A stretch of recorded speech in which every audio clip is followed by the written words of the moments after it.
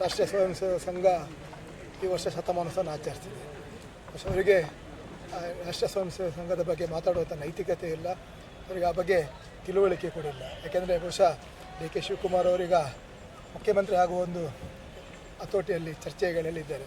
ಬಹುಶಃ ಮುಂದಿನ ವರ್ಷ ಸಿದ್ದರಾಮಯ್ಯನವರನ್ನು ಹೊರಗೆ ಹಾಕಿದರೆ ಇದೇ RSS ಗಣವೇಶ ಧರಿಸಿ ಮುಂದಿನ ವಿದೇಶ ಪಥಸಂಚಲನ ನೋಡುವಂಥ ಅದೊಂದು ಕನ್ನಡ ರಾಜ್ಯ ಜನರಿಗೆ ಒಂದು ಭಾಗ್ಯ ಸಿಗ್ಬೋದು ಅಂತ ನಾನು ಅನ್ನಿಸ್ತೇನೆ. ಅಂದರೆ ಅವರೇ ಬರಬೇಕಾಗುವ ಪರಿಸ್ಥಿತಿ ಅವರೇ ಬರ್ತಾರೆ.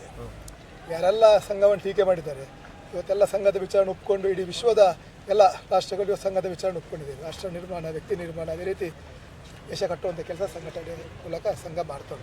ಅದರಿಂದಾಗಿ ನರೇಂದ್ರ ಮೋದಿ ಅಂತ ವ್ಯಕ್ತಿ ಇವತ್ತು ಸಂಘದ ದೊಡ್ಡ ಒಂದು ಪ್ರಾಡಕ್ಟ್ ಅಂತ ಹೇಳಲಿಕ್ಕೆ ನಾನು ಬಯಸ್ತೇನೆ. ಇಡೀ ಇವತ್ತು ವಿಶ್ವ ನಾಯಕನಾಗಿ ಅವರನ್ನು ಒಪ್ಪಬೇಕಾದ್ರೆ ಇವತ್ತು ಸಂಘದ ಒಂದು ದೊಡ್ಡ ಕೊಡುಗೆ ಅಂತ ಹೇಳಲಿಕ್ಕೆ ಬಯಸ್ತೇನೆ. ಅದರಿಂದಾಗಿ ಡಿ ಕೆ ಶಿವಕುಮಾರ್ ಅವರು ತಿಳ್ಕೊಳ್ಳುವಂಥದ್ದು, ಅರ್ಥ ಮಾಡುವಂಥದ್ದು ಭಾಳಷ್ಟಿದೆ. ಬಹುಶಃ ಅತಿ ಶೀಘ್ರವಾಗಿ ಇದೇ ರೀತಿ ಸಂಘದ ಗಣವೇಶ ಧರಿಸಿಕೊಂಡು ಮುಂದಿನ ದಿನಗಳಲ್ಲಿ ಡಿ ಕೆ ಶಿವಕುಮಾರ್ ನೋಡುವಂಥ ಭಾಗ್ಯ ಕರ್ನಾಟಕದ ಜನರಿಗೆ ಸಿಗ್ತದೆ.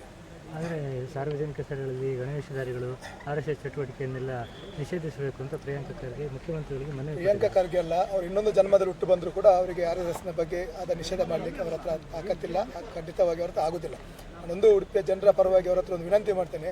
ಅವರೊಂದು ಗುಲ್ಬರ್ಗದ ಉಸ್ತುವಾರಿ ಸಚಿವರಾಗಿದ್ದುಕೊಂಡು SSLC PUCಯಲ್ಲಿ ಇವತ್ತು ಗುಲ್ಬರ್ಗ ಕೊನೆ ಸ್ಥಾನದಲ್ಲಿ ನಿಜವಾದ ಒಬ್ಬ ಸಚಿವರಾಗಿ ಅವರ ಕರ್ತವ್ಯವನ್ನು ಮಾಡೋದಿದ್ರೆ ಬರುವ ವರ್ಷ SSLC PUCಯಲ್ಲಿ ಪ್ರಥಮ 5 ಸ್ಥಾನದಲ್ಲಿ SSLC PUCಯಲ್ಲಿ ಸ್ಥಾನವನ್ನು ಗಿಟ್ಟಿಸಿಕೊಳ್ಳುವ ಮೂಲಕ ಇಡೀ ರಾಜ್ಯದ ಜನರಿಗೆ ಪಾಠ ಮಾಡುವಂಥ ಕೆಲಸ ಮಾಡೋದು ಬಿಟ್ಟು ಈ ಓಲೈಕೆ ಇವು ನಮ್ಮ ಮುಸ್ಲಿಮರಿಗೆ ಓಲೈಕೆ ಮಾಡೋ ರೀತಿಯಲ್ಲಿ ಈ ರೀತಿ ಹೇಳಿಕೆಗಳನ್ನು ಕೊಡೋದು ಬಿಟ್ಟು ಬಿಡಿ. ಅದರಿಂದಾಗಿ ಅವರಿಗೆ ಉಡುಪಿಯ ಜನರು ಅವರಿಗೆ ಒಂದು ಒಳ್ಳೆ ರೀತಿಯ ಬುದ್ಧಿಯನ್ನು ಕಲಿಸಲಿ ಅಂತ ಹೇಳ್ತಾರೆ.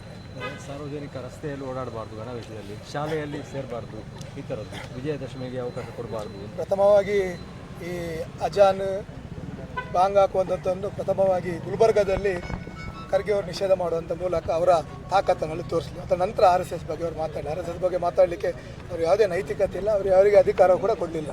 ಇದರಿಂದಾಗಿ ಈ ರೀತಿಯ ಹೇಳಿಕೆಗಳಿಂದ ನಾವು ಯಾವುದು ತಲೆ ಕೆಡಿಸುವಂಥದ್ದು ಪ್ರಶ್ನೆ ಇಲ್ಲ.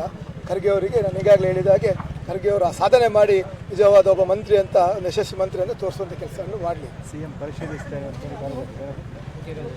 CM ಪರಿಶೀಲಿಸೋದಕ್ಕಿಂತ ಮುಂಚೆ CM ಅವರು ಅವರ ಕುರ್ಚಿಯನ್ನು ಉಳಿಸುವಂಥ ಕೆಲಸ ಹೇಳಿದ್ದಾರೆ. CM ಅವರು ನಾಳೆ RSS ಗಣವೇಶ ಧರಿಸ್ತಾರಾ ಅಥವಾ DK ಶಿವ ಧರಿಸ್ತಾರೆ ಎಂಬುದು ವಿಚಾರ ಜನರ ಮುಂದೆ ಇದೆ. ಅದರಿಂದಾಗಿ CM ಪರಿಶೀಲಿಸ್ತಿರ್ತಾರೆ. CM ಕೂಡ RSS ಒಪ್ತಾರೆ ಇವತ್ತಲ್ಲ ನಾಳೆ ಅಂತ ಭರವಸೆ ನಮಗಿದೆ.